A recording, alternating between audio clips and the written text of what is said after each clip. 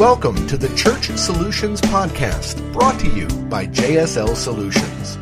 The Church Solutions Podcast is designed to help equip you and your church in the use of technology and other tools and services. And now, here are your hosts, Steve Lacy and Phil Thompson. And welcome to another edition of the Church Solutions Podcast. Hi, my name is Steve Lacy. And I'm Phil Thompson. Good to be with you. Steve and I have kind of taken a break for a while. We both had different vacations going on and kind of forgot how to do this. Yeah. You went on vacation, then I went on vacation, and then you went on vacation. Yeah, and I'll probably take another vacation because that's just the way I do things. But anyhow, all right, so I think I remember how to do this podcast. Thanks, folks, for being with us. We're a company called JSL Solutions, and we do tech-related things for churches and ministries, streaming video, mobile apps, and content management stuff. That's what we do. And even though we talk a lot about tech-related things, today I guess you would say is not really that techy, is it? I don't know. It's definitely church-related. It's definitely church-related. And probably not too techy, but yeah. It might be, though. So what are we doing today? We are talking with Vaughn Baker. He's our guest today. And Vaughn Baker is with a company. He's the president of a company called Strategos, or Strategos. You said you'd mess it up, and you did. That's the problem. That's perfect. I have.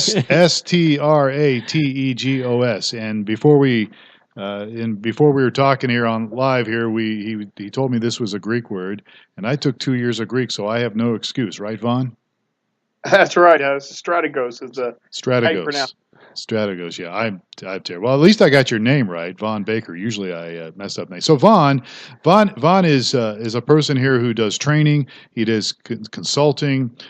He works with all sorts of organizations, schools, government organizations, universities, churches, law enforcement, military professionals, and his mission is to provide quality security, safety, and tactical training.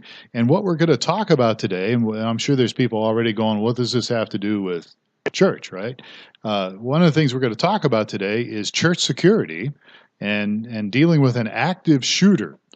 And if you've listened to this podcast at all, many of you know that I do a little part-time pastoring. I was in full-time ministry for many, many years. Steve's been involved in church work for years. And so this has always been a concern for me when it comes to, especially in these days and times, because of what's happening out there, people coming in and shooting up the place. So I've always been concerned about this. So Vaughn, thank you so much for spending some time with us. Thank you. Thank you for having me. Well, you're very welcome. So Vaughn, and again, we were just talking about this off microphone, but you had mentioned that since 1999, violence in churches has increased by how much? 2,500, almost 2,500%. That's crazy. That is amazing. And so church violence, now this is not just shootings probably, but this includes probably anything that would fit under that category, I would guess, right? Yep. Yeah, violent crimes against persons is what we're talking about there. Right. Yeah. So let me just set the table here. I'm a pastor or I'm a volunteer in my church. I'm listening to this podcast and I'm thinking, we probably ought to be prepared for somebody like this. And maybe some churches have already talked about this. I know some pastors that have people in their church that have concealed weapon permits. And they've got some kind of a plan. But tell us a little bit about, set the table here. What is it that you do to help churches, and from churches anywhere from 100 to 500 or more? Tell us a little bit about how this whole thing works with your company. Well, no matter what phase or stage they're at in terms of preparedness for this topic, whether they're just starting from scratch or whether they already have an informal security ministry and safety ministry, and they're trying to professionalize it and take the next step. We want to help churches, first of all, figure out what their needs are and let them know what is going on across the country in churches, and then give them some strategic objectives and methods to achieve those objectives to have a safe and secure place of worship for visitors. So what would be an example of a strategic objective?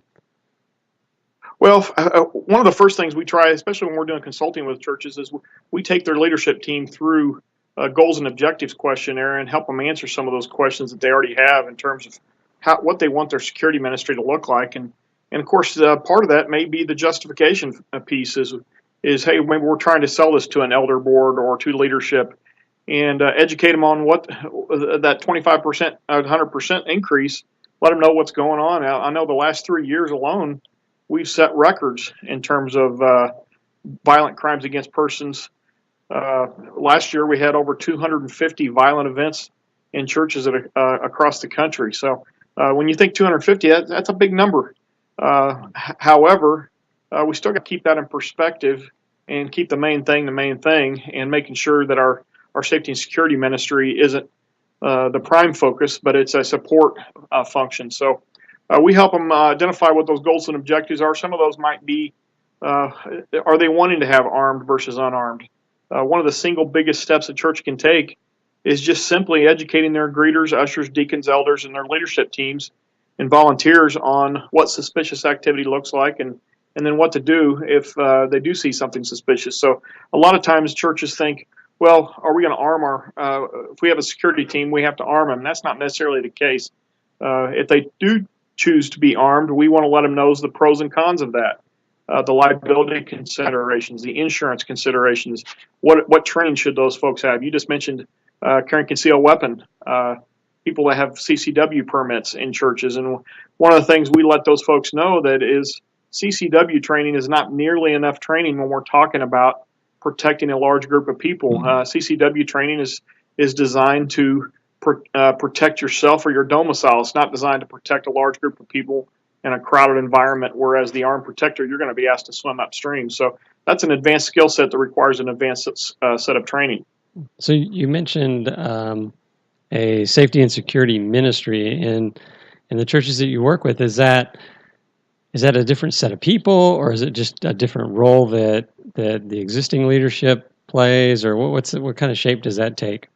Well, that's a great question. And, the first piece is letting people know that safety and security is everyone's responsibility, not just a select number of volunteers that are on the security team.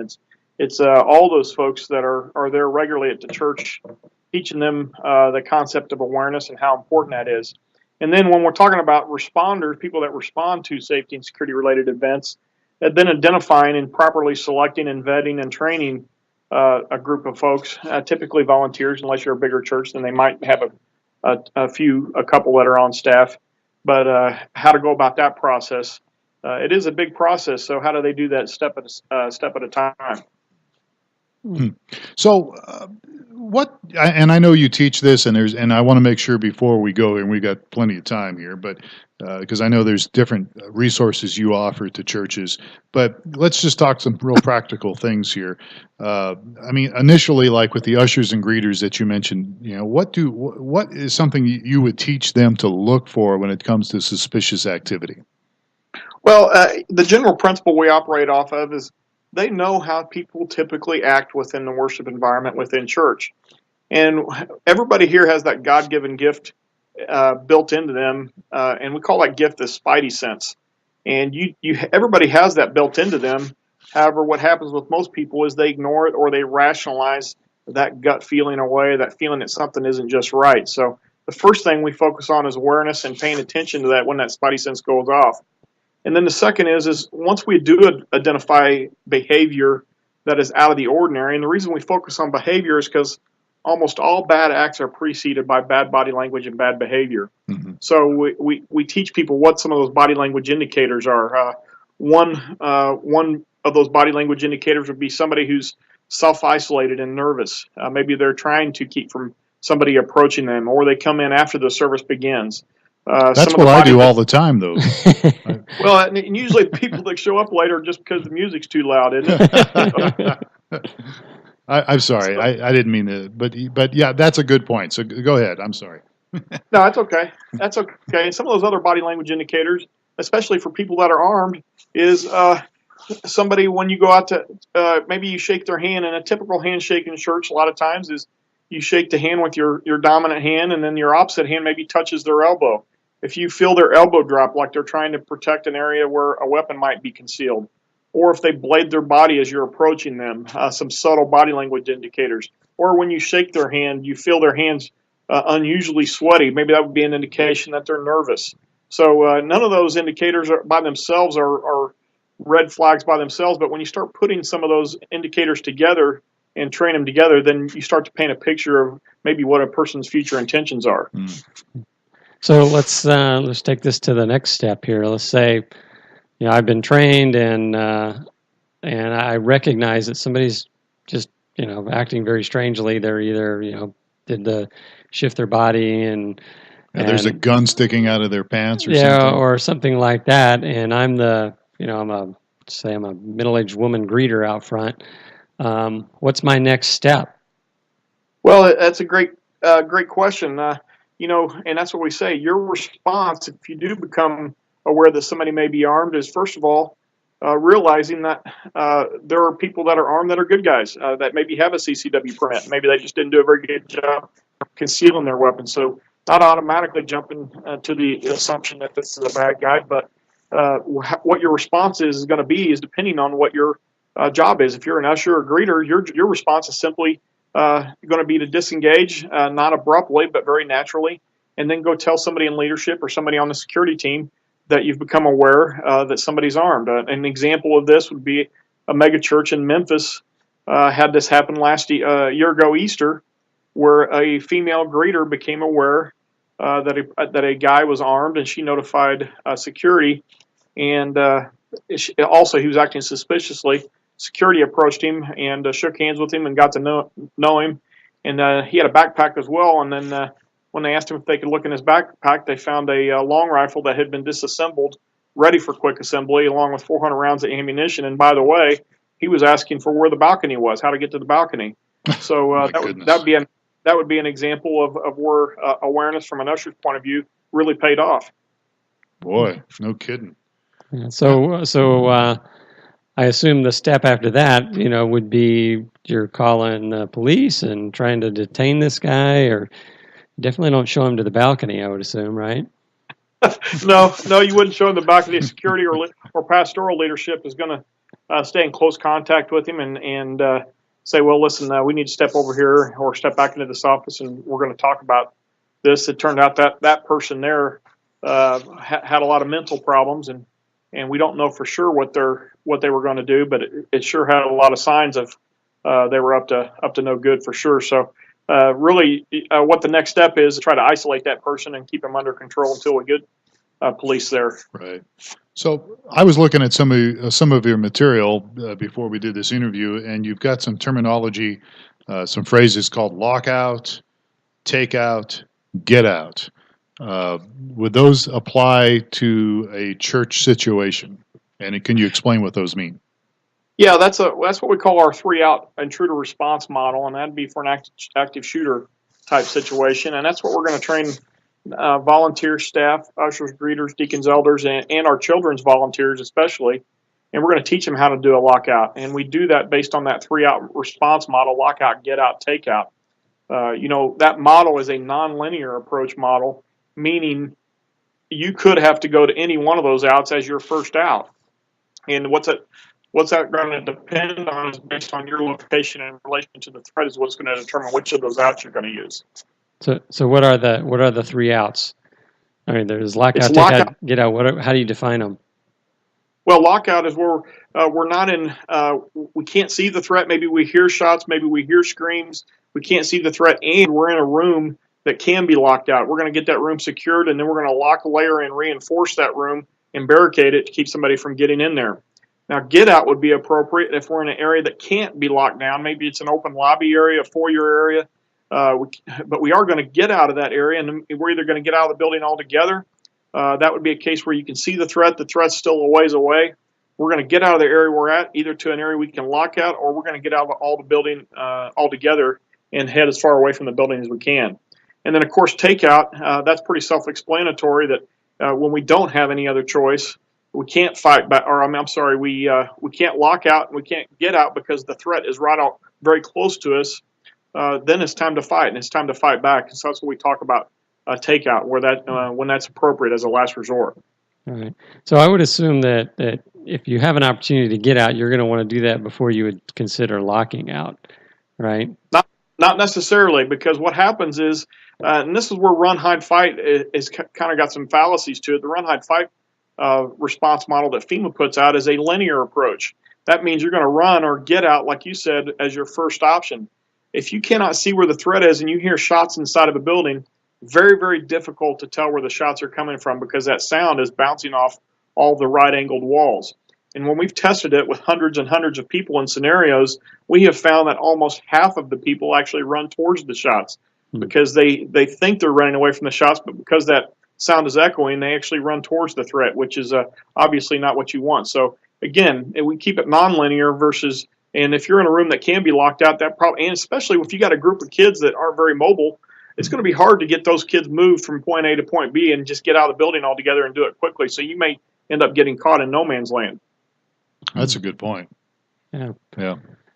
So at my home church, we have we hired a off-duty sheriff's department officer that kind of hangs around all our services now. I think he did it for a week or two. It's probably been a year ago, and I've noticed we've retained that guy. Is that another solution that churches are looking to, or what's your thoughts on that?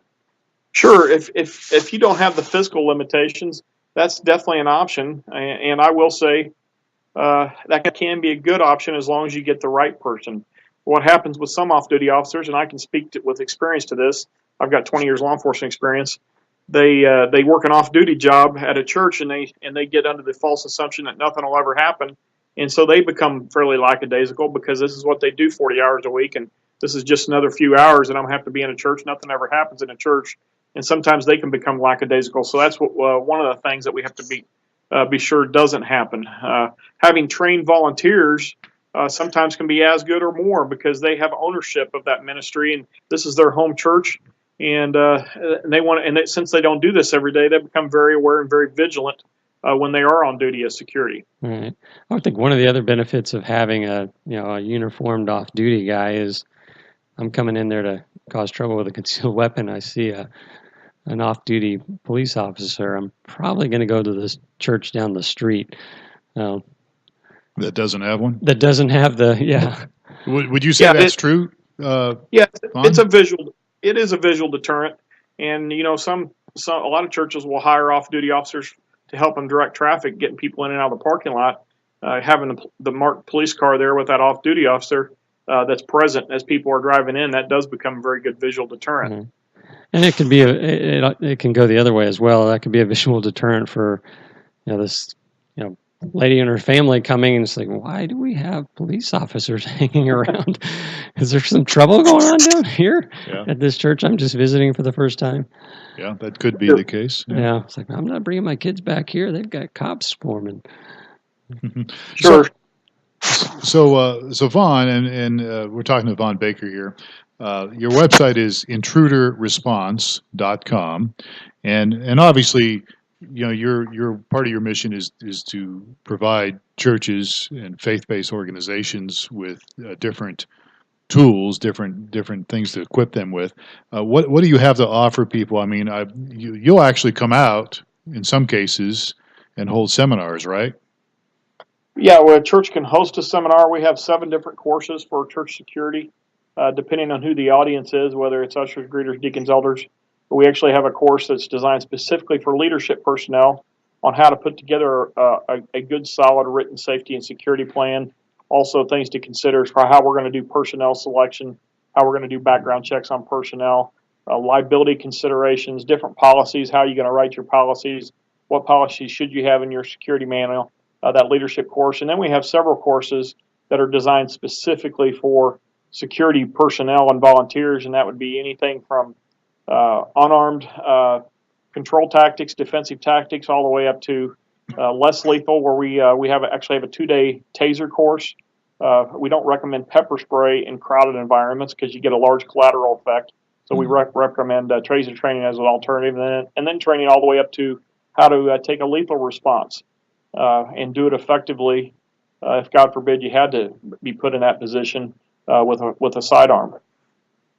So, can people? What are some of the avenues people, church leaders, can use to get this material? I mean, you can come out. Can they purchase things online from you? Are there video courses? I'm just thinking we have different listeners here from all sorts of shapes and sizes of church. Sure.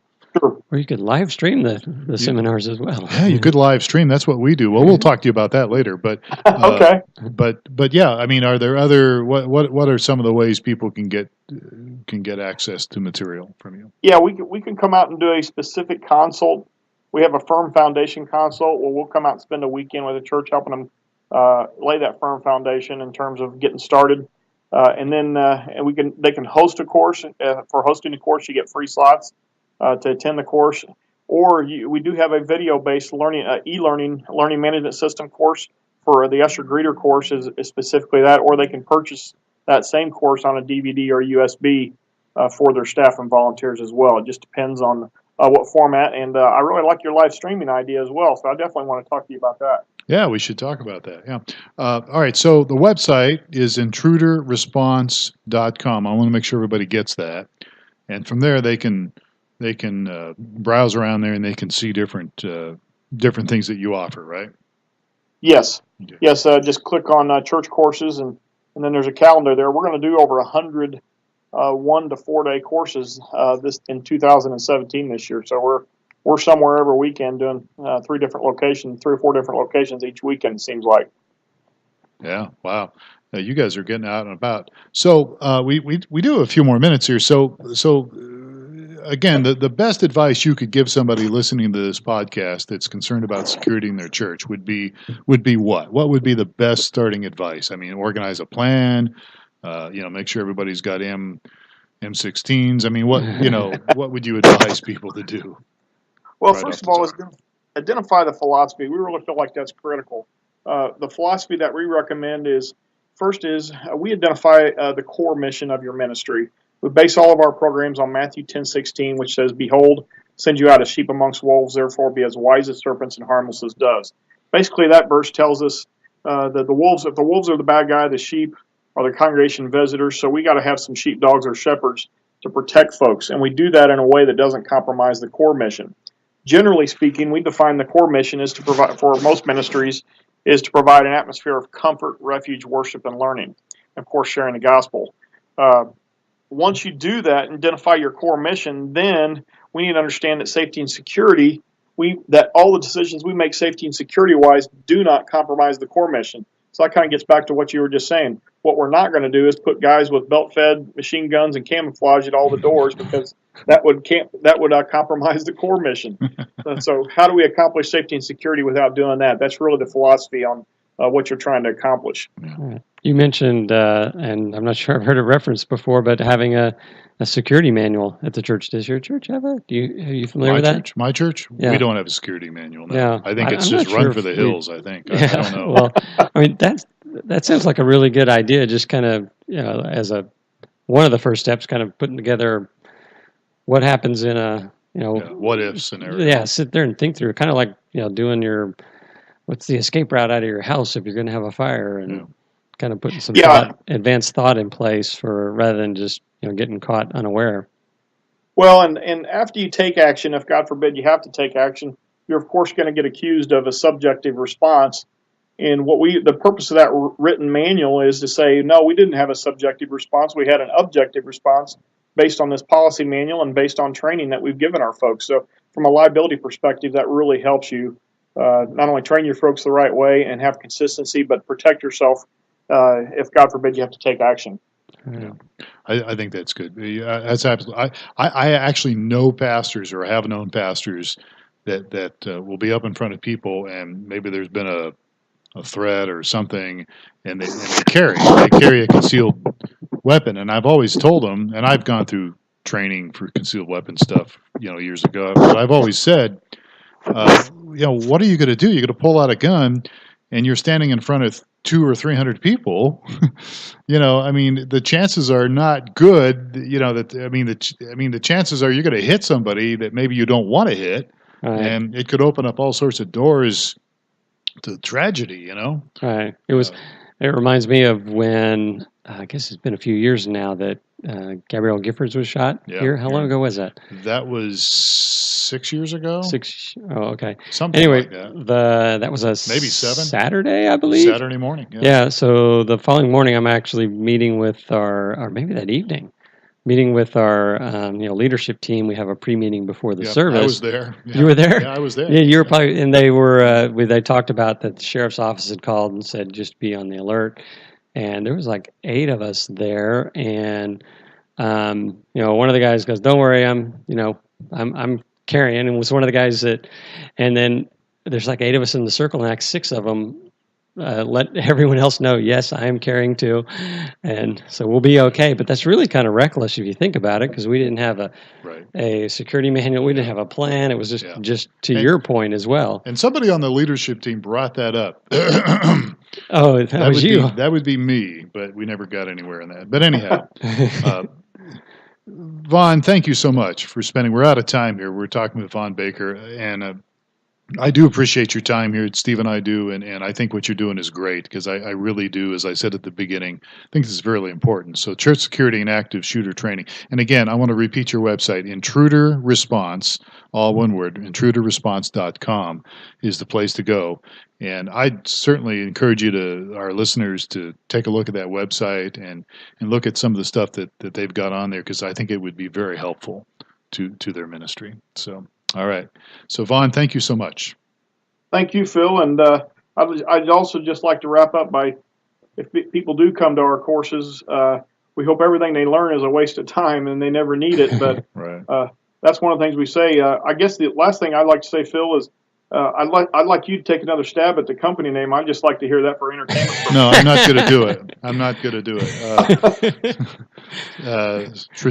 Strategos, right? Or something like that. Exactly. Yeah. All right. Whatever. You did it so well in the pre-recording. I know. You did it perfectly. It's just this pressure with this microphone. Well, I guess it is. I don't know. I've never felt that way before, but maybe so. It's just the brain issues. All right. So we're out of time, folks. If you want to give us some input on this, you can send us an email, support@streamingchurch.tv, and we'll actually pass on if you have if you want to give some information or some thoughts, share your thoughts with Vaughn Baker. You can go to his website, which is intruderresponse.com, or you can just send us an email, support@streamingchurch.tv. We always want to hear your feedback on these podcasts, and we'd love to hear from you. So we are out of time. For Mr. Baker and Mr. Lacy across the table, I'm Phil Thompson, and we will catch you next time on another edition of the Church Solutions Podcast. Take care.